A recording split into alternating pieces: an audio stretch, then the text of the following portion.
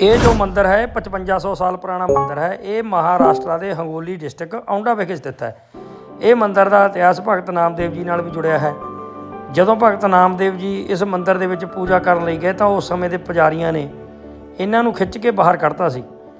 ਜਿੱਧਰ ਭਗਤ ਨਾਮਦੇਵ ਜੀ ਜਾ ਕੇ ਬੈਠੇ ਇਸ ਮੰਦਿਰ ਦਾ ਮੂੰਹ ਉੱਧਰ ਨੂੰ ਘੁੰਮ ਗਿਆ ਸੀ, ਤਾਂ ਜੋ ਕਿ ਭਗਤ ਨਾਮਦੇਵ ਜੀਆਂ ਵੱਲ ਹੋ ਗਿਆ ਸੀ। ਜੋ ਅੱਜ ਵੀ ਮੰਦਿਰ ਦਾ ਜੋ ਮੂੰਹ ਹੈ ਸਿਫਤੀ ਵਾਲੇ ਪਾਸੇ ਹੈ। ਇਹ ਮੰਦਿਰ ਇੰਨਾ ਪੁਰਾਣਾ ਹੋਣ ਦੇ ਬਾਵਜੂਦ ਵੀ ਉਸ ਟਾਈਮ ਦੀ ਕਲਾਕ੍ਰਿਤੀ ਇਸ ਮੰਦਿਰ ਵਿੱਚ ਵੇਖਣ ਯੋਗ ਹੈ।